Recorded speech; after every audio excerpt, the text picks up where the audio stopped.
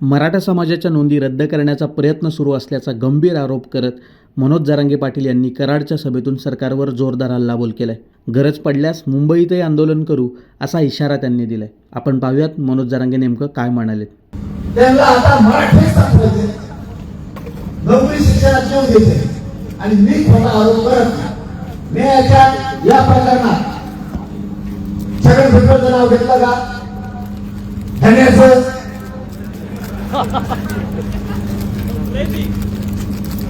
आणि त्याला उठून मी नाही झाला. मराठ्याच्या नादी लागलेला मी सोडीतच नाही.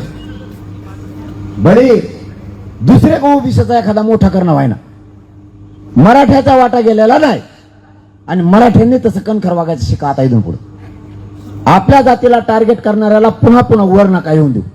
मुंडक्यावर पाय देता येईल करायचे. आपल्या टायमाला हे पाय पडतेत, हात जोडतेत,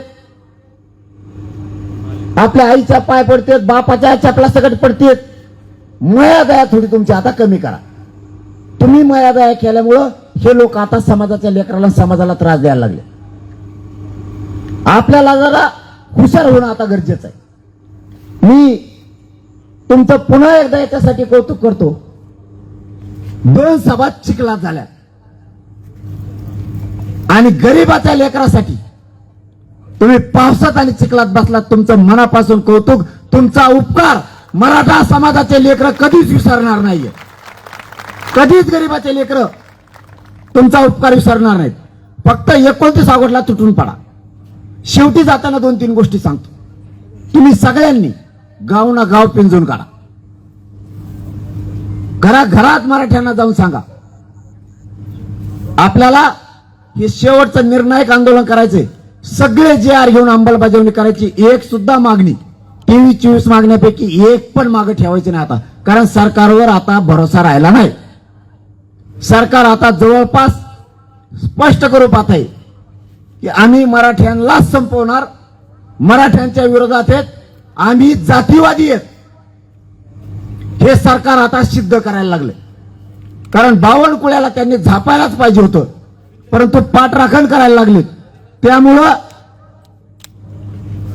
मी टप्प्यात आल्यावर घेतो कामाला. असं नसतं मा.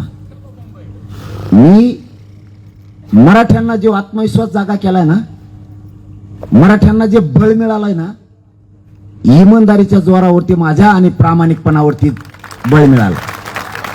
यांना माझ्याकडून एकच आशा आहे, काही झालं तरी हे पोरग मराठ्यांशी धोका नाही करणार. आणि मी पण ज्याचा कार्यक्रम करायचा त्याचा टप्प्यात आल्याशिवाय करीत नाही. टप्प्यात आला की वाजूला पुन्हा सोडत नाही. मी विसरून नाही जात. वेळेची वाट बघतो मी. योग्य वेळ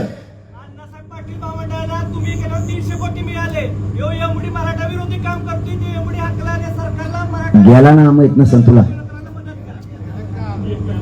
आपलं नाही डेंजर कान भाऊ. मी कवाशी काय करीन कोणालाही म्हणत नाही, परत श्रेय पण घेत नाही. मग हळूच काम असत. आपल्याकडे लय गनिमी कावे. कोणावर कोणचा डाव टाकेन ना, फडणवीसांना आणखीन सुधारलं नाही. शेवटचा डाव होता फडणवीसचा, त्याला आणखीन कळानं येणे उधळलेलाच कस काय. मै सुद्धा काहीतरी पोच असेल ना, म्हणून पत्र हाती लागले ना माझ्या. आपण बी काहीतरी असतो. जातवान मराठ्यांचं पिल्लू आहे. जातवान अस्सल रक्त आहे. मराठाच बाप आहे, सरकार बाप नाही. आणि आता पुढेही सिद्ध होणार आहे.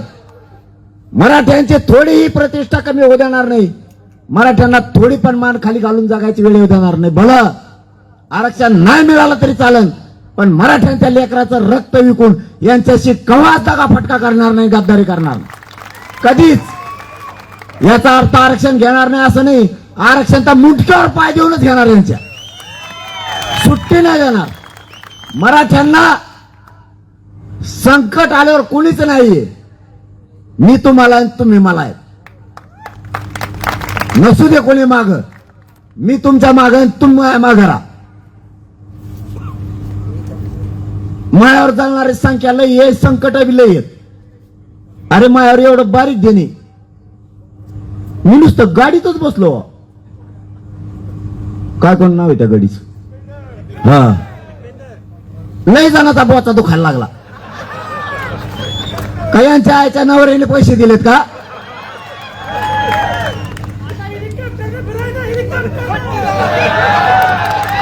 मग तर अर्धे फाशी घेऊनच मरत आहेत. अरे माझी जातवान आहे. त्यांना वाटतंय प्रत्येक जातीत एक सुधारलेला वर्ग असतो, एक श्रीमंत वर्ग असतो किंवा पैशावले असते. तसे माझ्या जातीत आहेत. ज्या मराठा समाजाला व्यवसाय सोडून, उद्योग सोडून, नोकरी सोडून, राजकारण सोडून आमच्यात येत नाही, त्यांना घरी बसून आनंद होतो. आपल्याच लेकीबाळीसाठी, लेकरा बाळासाठी लढतोय. आपल्याजवळ गाडी आहे ना, आणि जाऊन दे बस म्हणा. तसंच ते एक पोरग होतं, कोण काढून मला नाव सुद्धा माहित नाही, शपथ सांगतो. ते पोरग त्या सरकुलीला का कुठं आलं धाराशिव मध्ये. तो मला पूजा करायची. आता माझ्याकडून मराठी सायकलीची पूजा करतात, रिक्षाचे करतात, ट्रॅक्टरचे करतात, काही काही नुसते टालीचीच करतात. माझ्याकडून मोठ्या गाड्याच्या पण करतात. आणि त्या पूजा झाल्या उलसिक बस म्हणतात. तसा तो एक नमुना आलता. तो म्हणला या गाडीत बसाच लागणार. म्हणलं नको भाऊ. नाही म्हणला बसा. बसलो. आरती का नाही घेतली का काय का. आता तुम्हाला तुमचा समाज गिनीतच नाही. तुम्हाला पैसे खायचेत, पद घ्यायचेत. मला जात मोठी करायची म्हणून जात माझी माया करते माझ्यावरती. कोणत्याही थराला जायची तयारी समाजाची माझी माझ्यासाठी. मी त्यांच्यासाठी कोणत्याही टोकाला जातोय. हे शत्रुत्वच मी त्यांच्यासाठी स्वीकारलंय. मरायला देत नाही मी. अंगावर येते तर टप्परच नाही कोणाची. अरे मी विसुईचा नाही. मी कचाकच घोडे लावतो. एखाद्याच तुम्हाला ते वाईट वाटत असेल, पण इलाज नाही. त्यांना तीच भाषा कळती. एकदा मराठ्याला मिळाल्यावर मी संत होईन बाबा. मग काही का कुणी घोडा लावला तरी म्हणून रामकृष्ण हरी.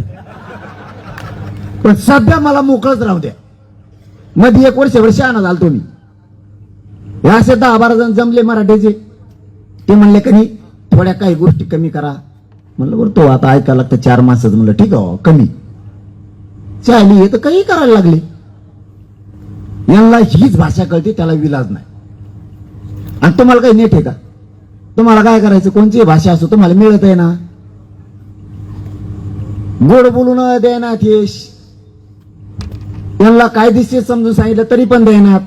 आपल्या अभ्यासक म्हातारे झाले तरी ऐकणार त्यांचं. समन्वयक सगळे दमून गेले. सगळ्या संघटना बंद पडायची वेळ आली. सांगून यांना नाही ऐकलं यांनी. आता कसं काय मिळालं? लाखो समाजाच्या लेकरांचं कल्याण झालं आपल्या आरक्षणामुळे. लाखो कुटुंब सुखी झाले. ते मला करोडच न्यायचे हे स्वप्न बघितलंय मी. मला नाही काही पाहिजे. मी कशात बसलो लगेच याच्यात करून बसला. तुला काय करायचं? तो आबाकडे बसू का? मी गाडीत बसन नाही, ट्रॅक्टरात बसन. काय तुला काय घेणे? तो बापन दिली का घेऊन? कष्ट करतात माझे लोक. मराठ्यांचे लोक घाम घालतात, घाम. त्याच्यातून पैसा कमवतात, त्यातून गाड्या घेतात. तुम्हाला चोट्टे चाटे धंदे लागलेत. तुम्हाला इकडे हप्ता हाण, तिकडे हप्ता हाण, इकडे फाळका हाण, तिकडे फाळका हाण. तुम्हाला कोण गिरी? इथं इमानदारीनं काम करावं लागतं, प्रामाणिक रक्त जाळावं लागतं. त्यावेळेस समाज काही करायला तयार होतो. आणि मला माझ्या समाजाचे लेकरं लाल दिव्यात बघितलेले बसलेले बघायचे. आरक्षण मी सोडतच नाही. फक्त तुम्हाला सांगितलेलं काम तेवढं इमानदारीने करा. 29 ऑगस्टला अंतरवालीचं आंदोलन सुरू होत आहे. प्रत्येक मराठीने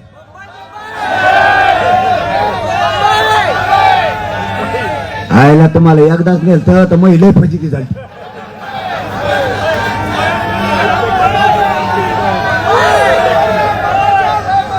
तुम्ही ते गाडे लोटिले, कुठे झोके बांधले, प्रेस पाडा तिथे मुंबईचा सगळ्या. ते अधिकारी परेशान सगळे.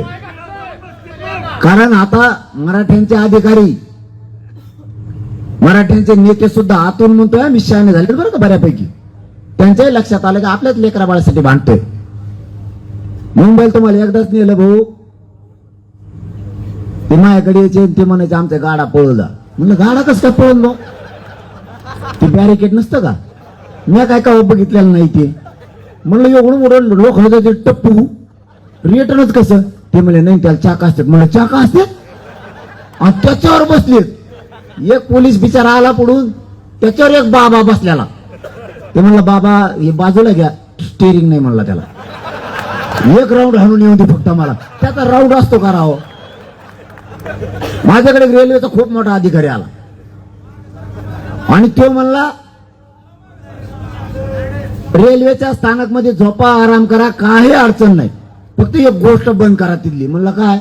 ते म्हणलं एकामेकाचं शर्ट धरतात मागून आणि रेल्वे आली पळा बघ. डोकं उठलं म्हणे त्यांनी, तुमचा पाय पडतो त्यांना मला गपचूप झोपा. दुसरा अधिकारी आला पीडब्ल्यूचा काकडला, पीडब्ल्यूडीचा. तो म्हणला पोरा झोके बांधलेत. म्हणलं गीत कुठे लिंबा झाड आहेत बा. तो म्हणला पुलाला. म्हणलं पुलाला. मराठीची शांततेत सुद्धा लय ताकद आहे. अरे काय नाही केलं भाऊ तुम्ही, काय नाही केलं, पण मराठ्यांनी मुंबईची आणि महाराष्ट्राची इज्जत जाऊ दिली नाही. कुणाला धक्का लावला नाही. उलट मराठ्याने दाखवून दिला आम्ही काय चीज आहेत. भाकरी बंद केल्या दुसऱ्याचे डिगलच. करडा भाकरी खाल्ली तुम्ही लय चाबरे सगळेजण. तिथं आधी भाकरी मिळाणार एक दिवस, पार्ले पुढे हाणले. दुसऱ्या दिवशी मराठी आणायला लागलेत. म्हणले पार्ले नको, क्रीम आहे का क्रीम. तुम्ही बी लय चाबरे आहेत. अगोदर पार्ले मिळाना, नंतर हे ते नको, पार्ले नको, चांगला नाही लागत, क्रीम असेल तर दो. बाकी मुंबईचे लोक जिवंत केले तुम्ही. मुंबईचे लोक जिवंत केले विचारानं. हे पण एक विचार आहेत, हे सुद्धा खेळ दाखवलेत. मुंबईला त्रास नाही दिला. एक खरंय, आमच्या दुःख आणि वेदना आम्ही मुंबईत घेऊन आलो होतो. आमच्या लेकराच्या, करोड लेकराच्या वेदना आम्ही मांडायसाठी मुंबईत आलो होतो. कोणाला त्रास देण्यासाठी नाही. त्रास देणं मराठ्यांचं तसं नसतं. मराठीला बेकार आहेत, आकडतच नाही कोणाला. मग आम्ही आमच्या शांततेत गेलो, शांततेत आलो. आपण आंदोलन शक्यतो अंतर्वालीतच करू, पण जर सगळ्याचं ठरलं तर बघू. त्याचा बी महा काही भरोसा नाही. शक्यतो मुंबईत सुद्धा आंदोलन होऊ शकतं, कारण मुंबई आमची आहे. कारण त्यावेळेस येतायला खेळ पांगायचं माझं आहे का. एकदा आमच्या तिथं जर ठरलंच जायचं, शक्यता कमी आहे, पण समजा शक्यता ठरलंच, बऱ्याच गोष्टी बघायच्या राहिल्यात. विमान कसं उडवतं ते बघायचं राहिलंय. त्यावेळेस ती एक शेअर मार्केटचा बैल बघायचा राहिलाय. बऱ्याचशा गोष्टी, पिक्चरचं थिएटर कुंकड येत बाबा ते बघायचे राहिलेत. मंत्र्यांचे त्यावेळेस मंत्रालय बघितलं नाही. कसं कसं काम असतं, कोणते पेन असते तिथं, कोण कोणत्या पेन आणले तर बघितलं पाहिजे. आम्हाला हुशार व्हायचं आहे. आम्ही काय बघू नये का. कोणत्या कंपनीत कोणता मोबाईल बनवतो ते पण बघितलं पाहिजे. मशीनच असतं नेमकं का भाकर थापटून करते, बघू दे ना, आम्हाला शिकून दे ना. आम्ही पण बघितलं पाहिजे. तुमचे संडास बाथरूम कसे आहेत, आमचे कसे आहेत. मंत्री गादीवरच झोपतो, खाली चटाई टेकी तू, आम्हाला बघून दे ना. उशीच घेतो का कसं झोपतो आम्हाला बघितलं पाहिजे. तुमचा फॅन आमच्या फॅन सारखाच आहे का वेगळा आहे. तो आम्ही जेवतो त्या ताटातच जेवतो का घमिल्यात खातो, बघून दे ना आम्हाला. जर काहीतरी बघ, अरे बघू दे ना आम्हाला पण. मुंबई बघितलं पाहिजे, आम्ही सगळं बघितलं पाहिजे. मेट्रो कशी पळती, आळी अशी अशी पळती, ती वरून पळती का बघू दे आमच्या पोराला. बऱ्याच गोष्टी बघायच्या राहिल्यात. बऱ्याच प्रॉपर्ट्या बंगले घेतले दोन मंत्र्यांनी तिथं, ते पण बघू दे. त्याचे दार कसे आहेत, खिडक्या कशा आहेत. काही शांततेत आम्ही काही पण बघू शकतो. बंधन आहे का शांततेत बघायला. आम्ही कोण म्हणतो काही करायचं.